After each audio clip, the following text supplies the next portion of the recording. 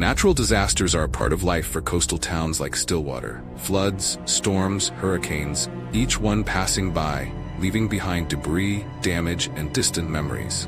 But in 1998, something came to Stillwater that left more than wreckage.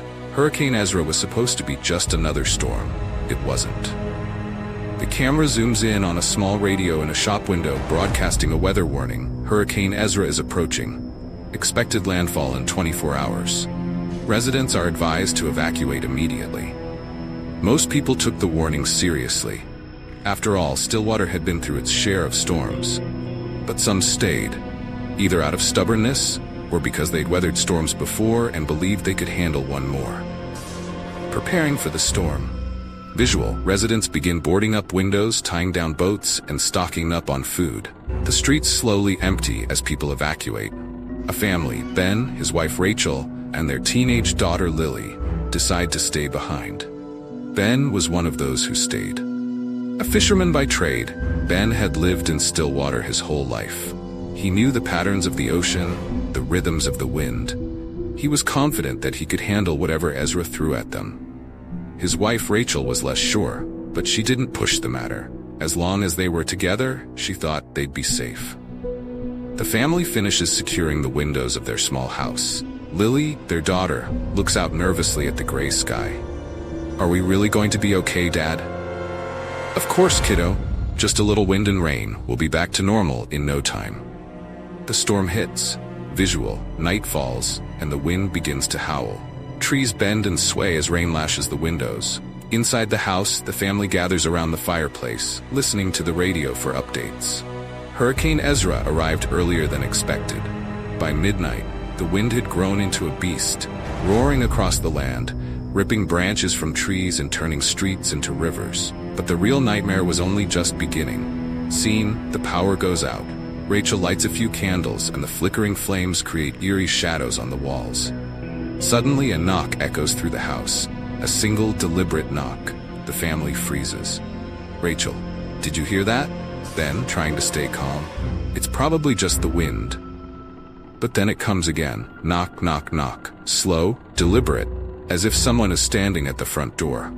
The first sign of trouble. Visual, Ben cautiously approaches the front door, holding a flashlight. Rachel and Lily stay behind, their eyes wide with fear. Ben unlocks the door and swings it open. There was no one there. Just the storm howling through the night and the streets flooded with seawater. Ben closed the door, chalking it up to his imagination or debris blown against the house. But deep down, he knew something was wrong. Scene. As Ben shuts the door, strange symbols are revealed on the wood, carved deep into the frame. The camera zooms in on jagged lines and spirals, ancient and unsettling. Trapped. Visual.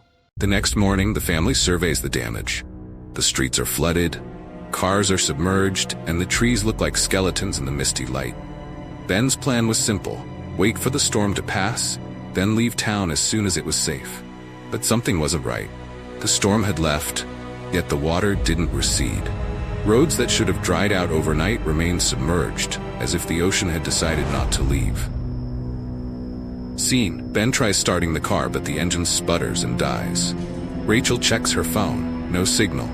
Even the emergency radio picks up nothing but static. Rachel. "Ben, we need to get out of here." "I know. We'll try again tomorrow." Scene. That night, as the family tries to sleep, the knocking returns. This time, it's louder. The whispering wind.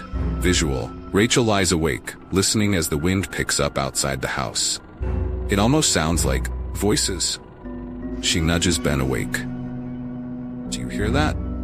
Ben listens. The sound of the wind is faint, but underneath it, there are whispers, soft, insistent, as if calling their names.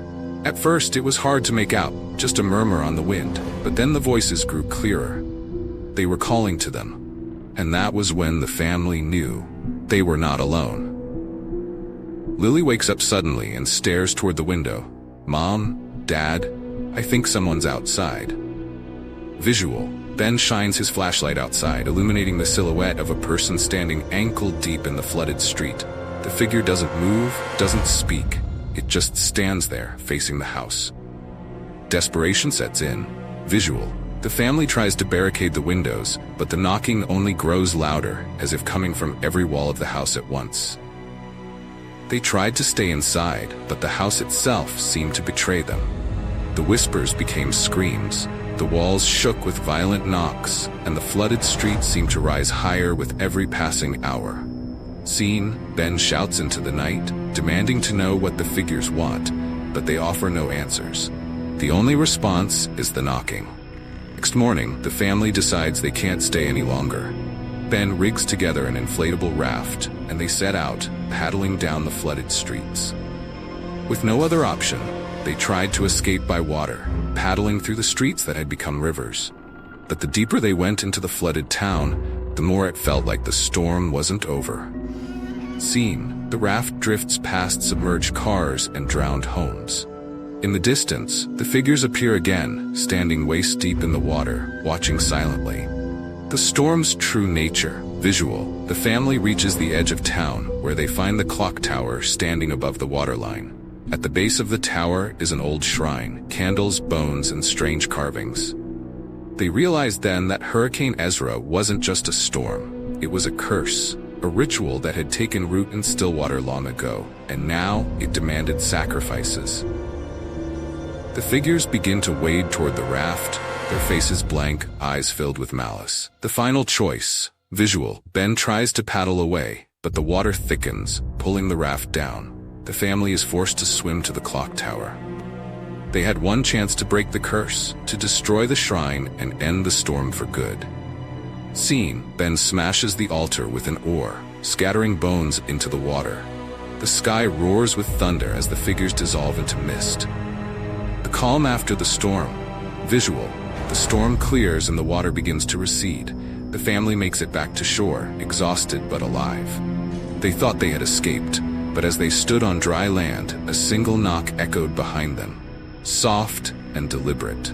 The storm was not over, it had never left. Closing scene, the screen fades to black. The sound of a soft knock plays one last time. Some storms don't leave, they wait for the next ones to open the door.